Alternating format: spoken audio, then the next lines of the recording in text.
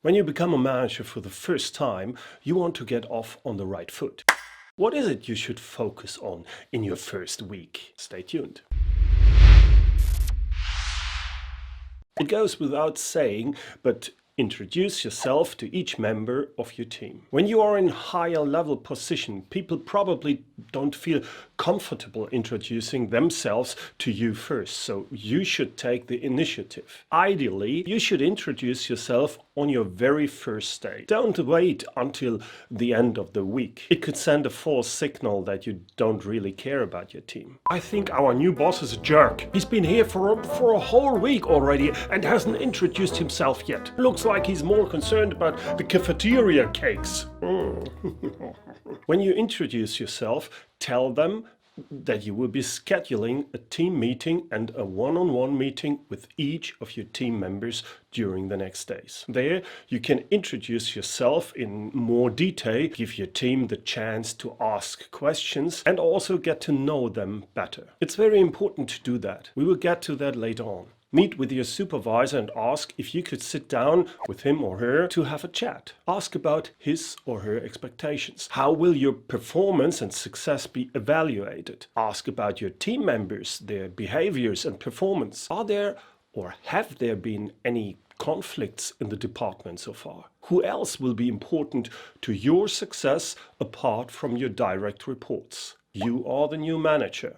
Your first week or even weeks, that's the time to learn. Time to learn about your team, about the organization, the hidden rules, the interpersonal dynamics, and so on. It's not the time to show off how smart and visionary you are. As long as you don't have a better understanding for the organization, taking actions too soon could offend people. We need to change production procedures. We also need to change the company's vision. It's not up to date anymore. The name of the game is change. Change, change, change.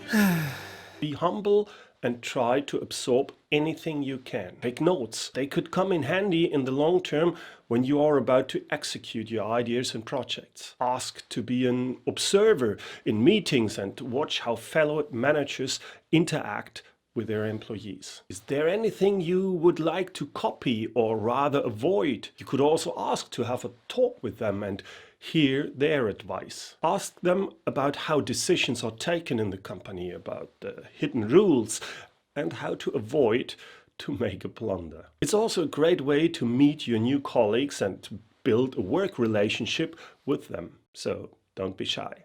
When you are new, you can't possibly have all the answers. Be honest and open about it. If you don't know, say so. Besides that, you can always ask a colleague or an experienced team member. There's nothing wrong with that. Plus, it shows that you value their opinion and that you think of them as experts. So please, don't come up with some random BS just to sound smart or as if you know what you're talking about. We need to act and innovate to meet our customers' needs. Synergy is the name of the game. It's utterly important that we are going forward and really drill down on our strategy and on our daily execution. Employees can see through that very easily, so don't do it. Your credibility is on the line.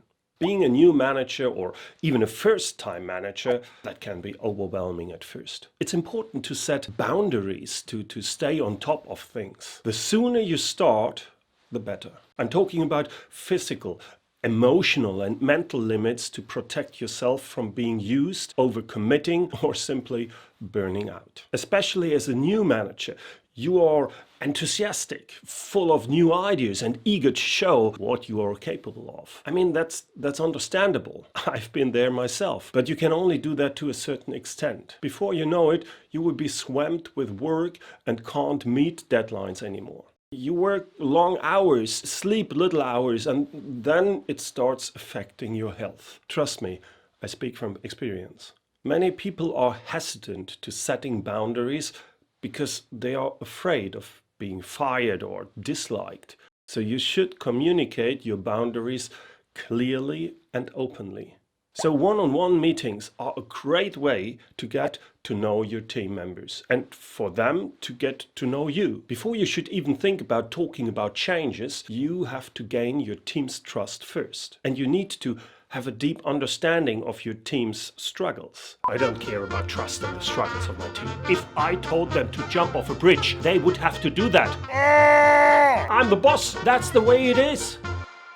The worst thing that can happen as a boss is when you have no clue what your employees actually do. This will affect your entire leadership work. I mean, for example, you need to delegate some tasks to your team, but you have no idea who's responsible for what, who has the most experience. Delegating can become very inefficient if you don't have the right information and don't have a feeling for your team. Jim, I have a job for you. Conduct an analysis of our customers in South America and divide them into A, B, and C groups.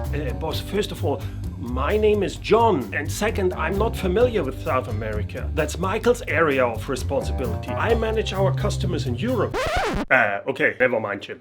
John. Therefore, ask questions about their work, what they like the most and what not, what worked well in the past and what didn't. You can also ask them what things they would like to be changed in the future. It could be about procedures, products, the way they want to receive feedback or anything else. Write it down. Show them that you genuinely care. You should run your first team meeting very early. That's where your team can ask you all kinds of questions. If you are comfortable with it, you can also answer personal questions. Your team will most likely ask themselves what the new boss is like. I hope our new boss doesn't treat me like the last one. He was very mean to me all the time.